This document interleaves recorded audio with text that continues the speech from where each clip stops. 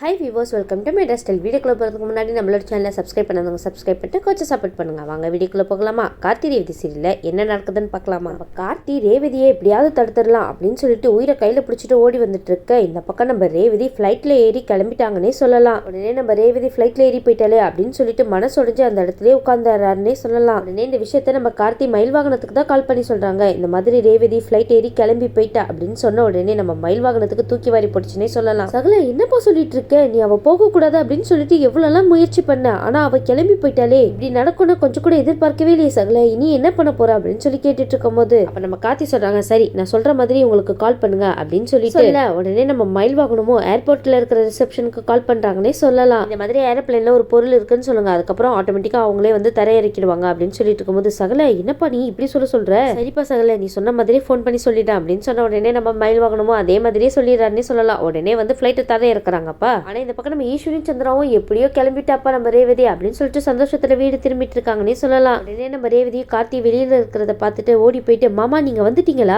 உங்களை பார்க்காமலே கிளம்பி போயிடுவோம் அப்படின்னு சொல்லிட்டு ரொம்ப பயந்துட்டேன் மாமா அப்படின்னு சொல்லிட்டு இருக்கும்போது நம்ம கார்த்தி சொல்றாங்க, இங்க பாரு ரேவதி, இந்த மாதிரி உன்னோட அம்மாவும் சித்தியும் சேர்ந்துட்டு தான் உன்னை வெளியூர் அனுப்புறதுக்காக பிளான் போட்டிருக்காங்க ரேவதி அப்படின்னு சொன்ன உடனே நம்ம ரேவதிக்கு தூக்கி வரி போடுச்சுன்னே சொல்லலாம். என்ன மாமா சொல்லிட்டு இருக்கீங்க, பிளானா? ஆனா இந்த விஷயத்த உங்ககிட்ட சொல்றதுக்காக எத்தனையோ தடவை உனக்கு போன் பண்ண ரேவதி, ஆனா போன் உனக்கு போகவே இல்லை அப்படின்னு சொல்லிட்டு இருக்கும்போது உடனே ரேவதி சொல்றாங்க, ஆமா மாமா நானும் எத்தனை தடவையும் என் போன்ல இருந்து உங்களுக்கு ட்ரை பண்ண மாமா, ஆனா போன் போகவே இல்லை, அதனாலதான் ஒரு பொண்ணுகிட்ட இருந்து போன் பண்ணேன், அப்போ மட்டும் உங்களுக்கு போன் போகுது மாமா, ஆனா நீங்க எடுக்கவே இல்லை மாமா அப்படின்னு சொல்லிட்டு இருக்கும்போது உடனே நம்ம ரேவதி போனை வாங்கி பாக்குறாங்கன்னே சொல்லலாம் கார்த்தி. அப்ப பாக்கும்போது அந்த போன்ல எல்லாமே மாறி இருக்குப்பா. உடனே இதை பார்த்துட்டு நம்ம கார்த்திக்கு அதிகமா சந்தேகம் வருதுன்னே சொல்லலாம். அது மட்டும் இல்லாம ரேவதி கிட்ட காமிக்கும் போது ரேவதி இதை பார்த்துட்டு பயங்கரமா ஆக்ரோஷமாக்குறாங்கன்னே சொல்லலாம். அப்பனா மாமா இதுக்கு எல்லாமே வந்து சந்திரசித்தி தான் காரணமா அப்படின்னு சொல்லி கேட்டுட்டு இருக்கும்போது ஆமா ரேவதி, சந்திராத்தை தான் காரணம். அது மட்டும் இல்லாம நம்ம ரெண்டு பேரும் ஒன்னும் சேரக்கூடாதுன்னு தான் இந்த மாதிரி ஒரு பிளான் போட்டிருக்காங்க. அது மட்டும் இல்லாம இந்த சந்திராத்திக்கு நல்லாவே தெரியும் நீ நானும் ஒண்ணு சேர்ந்தது, அதனால தான் அவங்க நம்ம ரெண்டு பேரும் பிரிக்கிறதுக்காக இப்படி ஒரு திட்டத்தை போட்டிருக்காங்க ரேவதி. அது மட்டும் இல்லாம இந்த விஷயத்தை இடக்கு முடக்க அவங்க அம்மா கிட்ட போய் வேற சொல்லி வச்சிருப்பாங்க. அதனால தான் உங்க அம்மா என்ன பண்ற ஏது பண்றன்னு தெரியாம அவங்க சித்தி பேச்சை கேட்டுட்டு இந்த மாதிரிலாம் ஒரு வேலையை பார்த்திருக்காங்க ரேவதி.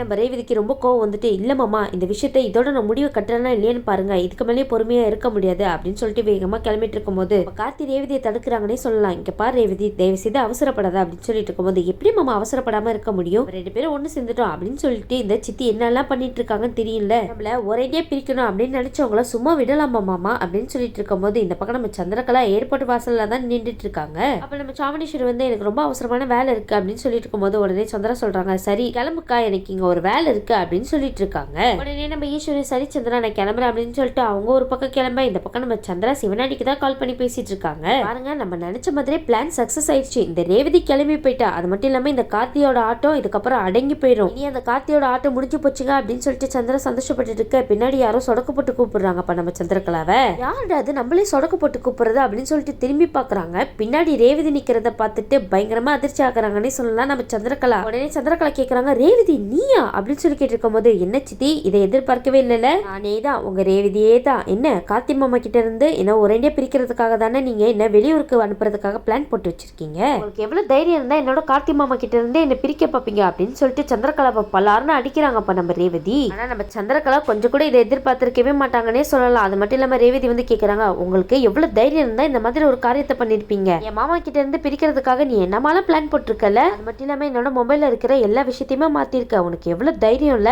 எங்க அம்மாவை சொல்லணும் உன்னை இவ்வளவு தூரம் இடம் கொடுத்து அந்த வீட்டுல வச்சிருக்காங்கல்ல, அது மட்டும் இல்லாம நாங்க எல்லாருமே உன் மேல எவ்வளவு பாசமா இருக்கோம், நீயே என்னோட மாமா கிட்ட இருந்து என்ன பிரிக்கணும் அப்படின்னு சொல்லிட்டு இந்த மாதிரி ஒரு நாடகத்தை பண்ணிட்டு இருக்க, என்ன நினைச்ச ஒரேடியா என் மாமா கிட்ட இருந்து என்ன பிரிச்சுலாம் நினைச்சியா, இனி அந்த வீட்டுக்குள்ள எப்படி நீ கால் எடுத்து வைக்கிறேன்னு நான் பாக்குறேன், பாருங்க சித்தி உங்களுக்கு இன்னைக்கே ஒரு முடிவு கட்டுற அப்படின்னு சொல்லிட்டு ரொம்ப பயங்கரமா கோவப்பட்டு இருக்காங்கன்னே சொல்லலாம். உடனே நம்ம கார்த்தி சொல்றாங்க, இங்க பாரு ரேவதி கோவப்படாத, உடனே நம்ம சந்திரா வந்து நடிக்காதடா நீ இந்த மாதிரிலாம் பேசு அப்படின்னு சொல்லிட்டு நீ தானே அவளை ஏவி விட்டுருக்க, இப்ப வந்து இங்க நடிச்சிட்டு இருக்க அப்படின்னு சொல்லி கேட்டுட்டு இருக்கும்போது உடனே கார்த்தி சொல்றாங்க, இந்த மாதிரி வேலை எல்லாம் நீங்க தான் பாப்பீங்க நான் கிடையாது, சொல்ல போகணும்னா என்னோட ஒய்ஃப் கூட இருக்கிறதுக்கு நான் யார்கிட்ட பர்மிஷன் கேட்கணும் சொல்லுங்க, அது மட்டும் இல்லாம நான் ஈஸ்வரி அத்தைக்காக தான் அமைதியா போயிட்டு இருக்கேன், கூடிய சீக்கிரம் தாத்தா பாட்டியும் எந்த தப்புமே பண்ணல அப்படின்னு சொல்லிட்டு நிரூபிச்சுட்டேன்னா போதும், அது வரைக்கும் தான் அமைதியா இருப்பேன், அதுக்கப்புறம் யார்கிட்டயும் அமைதியா போகணும்னு அவசியம் கிடையாது, மட்டும் எல்லாம் உண்மையே தெரிய வந்துச்சுன்னா எங்க ரெண்டு பேரும் அவங்களே சேர்த்து வச்சிருவாங்க, அது மட்டும் இல்லாம இந்த குடும்பமும் ஒன்னா சேர்ந்துரும், அதனால தான் நான் வெயிட் பண்ணிட்டு இருக்கேன், அது மட்டும் இல்லாம அத்தை கிட்ட ஒரே ஒரு தடவை போய் சொல்லிட்டேன், அதனால தான் இது வரைக்கும் அமைதியா இருக்கேனே தவிர மற்றபடி நான் யாருக்கும் பயப்படணும்னு அவசியம் கிடையாது, ஏன்னா நான் தான் அந்த குடும்பத்தோட பேரன் அப்படின்னு சொல்லிட்டு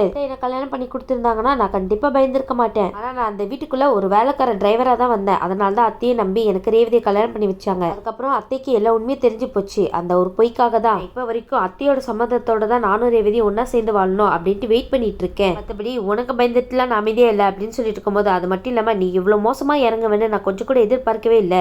நம்ம ரேவதி சொல்றாங்க, என்ன மாமா இவங்க கிட்ட போய் இப்படிலாம் பேசிட்டு இருக்கீங்க, இவங்களுக்குலாம் இதெல்லாம் என்னன்னு தெரியாது. அன்பு பாசம் சந்தோஷம் அப்படின்னா என்னன்னு தெரியுமா என்ன? உங்களுக்கு யாரும் சந்தோஷமா இருக்க கூடாது, எல்லாரையும் அழிக்கணும் அப்படின்னு சொல்லிட்டு கங்கணம் கட்டிட்டு திரிஞ்சிட்டு இருக்காங்க. அது மட்டும் இல்லாம இனி இவங்க இந்த வீட்டுக்குள்ளே இருக்க கூடாது, இவங்கள இந்த வீட்டை விட்டு வெளியே அனுப்புறானா இல்லையான்னு மட்டும் பார்த்துட்டு இருங்க அப்படின்னு சொல்லிட்டு இருக்கவும், நம்ம சந்திரா ரேவதி நீ யாரை பத்தி என்ன வார்த்தை பேசிட்டு இருக்க அப்படின்னு சொல்லி கேட்ட உடனே நம்ம ரேவதி சொல்றாங்க, எல்லாம் உங்களை பார்த்துதான் சித்தி, உங்களை நாங்க இன்னொரு அம்மாவா நினைச்சிட்டு இருந்தோம். ஆனா நீங்க பண்ற காரியம் எப்படி இருக்கு தெரியுமா? உன்னோட சொந்த பொண்ணா இருந்தா நீங்க இந்த மாதிரி எல்லாம் பண்ணிருப்பீங்களா சொல்லுங்க? இதுக்கு மேலேயும் உங்களை விட்டு வைக்க கூடாது, இந்த வீட்டை விட்டு வெளியே அனுப்புறானா இல்லையா மட்டும் பாருங்க அப்படின்னு சொல்லிட்டு இருக்க நம்ம சந்திரன் சொல்றாங்க, என்ன ரேவதி என்னைய வீட்டை விட்டு வெளியே அனுப்புவியா? அக்கா அதுக்கு சம்மதிக்க மாட்டா அப்படின்னு சொல்லிட்டு இருக்கும்போது சொல்றாங்க, அம்மா கிட்ட என்ன சொல்லி ஏது சொல்லி வெளியே அனுப்பணும்னு நான் பாத்துக்கிறேன். ரேவதி மறுபடியும் இந்த மாதிரி பேசிட்டு இருக்க உடனே நம்ம கார்த்தி, ரேவதி கொஞ்சம் அமைதியா ரேவதி எதுக்கு இந்த மாதிரிலாம் பேசிட்டு இருக்க அப்படின்னு சொன்ன உடனே, பின்ன எப்படி மாமா பேச சொல்லிட்டு இருக்கீங்க? இன்னும் எவ்வளவு நாளைக்கு இந்த மாதிரி அமைதியா இருக்க சொல்றீங்க? அது மட்டும் இல்லாம இன்னும் ஒரு நிமிஷம் கூட அந்த வீட்டுக்குள்ளே இவங்க இருக்கவே கூடாது. உடனே நம்ம சந்திரகலா நினைக்கிறாங்க, ஐயோ இவன் என்ன பண்ண காத்துட்டு இருக்கான்னு தெரியலையே, வீட்டுக்குள்ளேயே விட மாட்டேன்னு வேற சொல்லிட்டு இருக்கா. அது மட்டும் இல்லாம இவளுக்கு முன்னாடி நம்ம முந்திக்கணும், அக்கா கிட்ட ஏதாவது சொல்லி இந்த வீட்டை விட்டு வெளியே போகாத மாதிரி பண்ணிடணும். இந்த வீட்டை விட்டு மட்டும் வெளியே போயிட்டோன்னா அவ்வளவுதான், எல்லா காரியமும் வீணா போயிடும் அப்படின்னு சொல்லிட்டு இருக்கும்போது நம்ம ரேவதி வந்து, கார்த்தி மாமா வாங்க நம்ம போகலாம் அப்படின்னு சொல்லி கூட்டிட்டு போயிட்டு இருக்காங்கப்பா. உடனே இந்த சந்திரா ரேவதிக்கு முன்னாடி முந்திக்கிறாங்கன்னே சொல்லலாம். உடனே ஈஸ்வரிக்கு கால் பண்ணிட்டு, அக்கா ரேவதி வெளியூருக்கு போகலக்கா திரும்பி வந்துட்டக்கா அப்படின்னு சொன்ன உடனே ஈஸ்வரிக்கு தூக்கி வாரி போட்டுச்சுன்னே சொல்லலாம். என்ன சந்திரா சொல்லிட்டு இருக்க, வெளியூர் போகலையா? ஆமாக்கா இதுக்குள்ள பின்னாடி இருக்கிறது அந்த கார்த்தி தான், அவன் தான் ஏதோ பண்ணி ரேவதியை போக விடாம திரும்பி இந்த மாதிரி வர வச்சுட்டாக்கா. அது மட்டும் இல்லாம என் மேல ரொம்ப பயங்கர கோவத்தோட வந்துட்டு இருக்காக்கா. அது மட்டும் இல்லாம என்னென்னவோ சொல்லிட்டு இருக்காக்கா, என்ன அந்த வீட்லயே இருக்க கூடாதுன்னு சொல்றாக்கா. நான் உன்னை நம்பிதானக்கா அந்த வீட்லயே இருக்கேன். அது மட்டும் இல்லாம எனக்கு யாருக்கா இருக்கா உன்னை விட்டா சொல்லு? புருஷன் கூட வேணான்னு சொல்லிட்டு நான் உன் கூட தானக்கா இருக்கேன். ஆனா ரேவதி என்ன இந்த மாதிரி எடுத்தெறிஞ்சு பேசிட்டு போயிட்டாக்கா. உடனே வந்து ஈஸ்வர் சொல்றாங்க, இங்க பாரு சந்திரா நீ எதுக்காக கவலைப்படுற, உனக்காக நான் இருக்கேன் அப்படின்னு சொன்ன உடனே சந்திரா அப்படியே ஆக்டிங் பண்ணி அழ ஆரம்பிச்சிடறாங்கன்னே சொல்லலாம். உடனே நம்ம ஈஸ்வர் சொல்றாங்க, இங்க பாரு சந்திரா தயவு செய்து அல்லாத, நீ வீட்டுக்கு வா ஃபர்ஸ்ட் அப்படின்னு சொல்லிட்டு இருக்கும்போது உடனே நம்ம சந்திரா நினைக்கிறாங்க, எப்படியோ இந்த அக்கா கிட்ட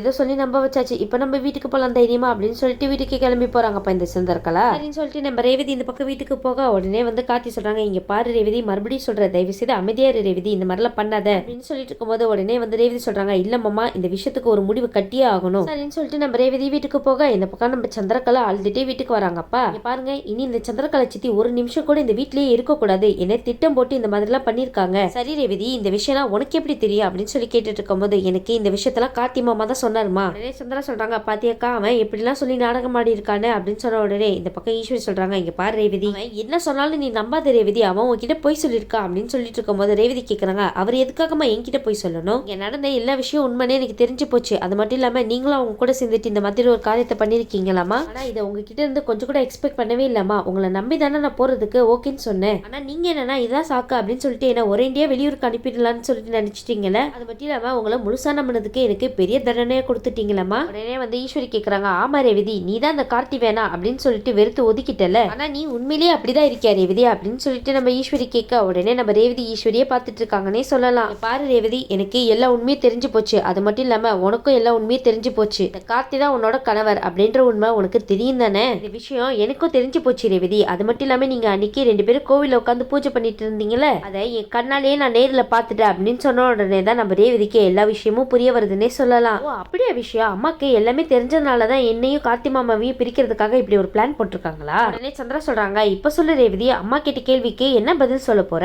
நீ அந்த கார்த்தி கூட சேர்ந்து இருந்த விஷயம் எல்லாமே எங்களுக்கு தெரிஞ்சு போச்சு, ஆனாலும் நீ எங்க கிட்ட ஆக்ட் பண்ணிட்டு இருந்திருக்க, நீங்க 2 பேரும் பிரிஞ்ச மாதிரியும் சண்டை போடுற மாதிரியும் எங்க கிட்ட நாடகம் ஆடிட்டு இருந்தீங்க அப்படிதானே ரேவதி அப்படின்னு சொல்லி கேட்டு இருக்கும் போது, ஆமாமா நாங்க நாடகம் தான் நடத்திட்டு இருந்தோம், அதுக்கெல்லாம் காரணம் யாரு நீங்க தானே அப்படின்னு சொல்லி கேட்ட உடனே ஈஸ்வரி கேக்குறாங்க, என்ன ரேவதி உளறிட்டு இருக்க? ஆமாமா நீங்க தான் கோவில் கும்பாபிஷேகத்துக்கு அப்பா விட மாட்டேன்னு சொல்றீங்கல்ல, அதனால தான் நாங்க இந்த மாதிரி ஒரு காரியத்தை பண்ண வேண்டிய நிலைமை ஆயிடுச்சு. அது மட்டும் இல்லாம ஏற்கனவே எனக்கு கல்யாணம் ஆயிடுச்சு, அதுவும் கார்த்தி மாமா கூட. ஆனா நீங்க எல்லாருமே இந்த விஷயத்தை என்கிட்ட இருந்து மறைச்சிருக்கீங்க, நீங்க பண்ணா மட்டும் கரெக்ட், நான் பண்ண தப்பா அப்படின்னு சொல்லிட்டு நம்ம ரேவதி கேட்க உடனே வந்து ஈஸ்வரி சொல்றாங்க, இங்க பாரு ரேவதி எல்லாமே வந்து உன்னோட நல்லதுக்காக தான் நான் இந்த மாதிரிலாம் பண்ணேன், எதுமா நல்லதுன்னு சொல்லிட்டு இருக்கீங்க? கார்த்தி மாமா மாதிரி ஒரு கணவர் கிடைக்க நான் கொடுத்து வச்சிருக்கணும், அப்படி இருக்கும்போது நீங்க எல்லாருமே சேர்ந்துட்டு இந்த ஊரை விட்டே அனுப்பணும் அப்படின்னு சொல்லிட்டு முடிவு பண்ணிட்டீங்களே, இதுக்கெல்லாம் காரணம் தோ இங்க நிக்கிறாங்களே இந்த சந்திரகலா சித்தி தானமா, இவங்க சொல்லி தானே நீங்க இந்த மாதிரி எல்லாம் ஒரு காரியத்தை பண்ணிட்டு இருக்கீங்க, ஒரு நிமிஷம் கூட இந்த வீட்டுல இவங்க இருக்கவே கூடாது, இப்பவே அவங்கள வீட்டை விட்டு வெளியே அனுப்பணும் அப்படின்னு சொல்லிட்டு இருக்கும்போது அந்த இடத்துக்கு கார்த்தி வந்துடுறாங்கன்னே சொல்லலாம். உடனே நம்ம கார்த்தி வரதை பார்த்துட்டு ஈஸ்வரி கேக்குறாங்க, நீ எதுக்காக இந்த வீட்டுக்குள்ள வந்த அப்படின்னு சொல்லி கேட்ட உடனே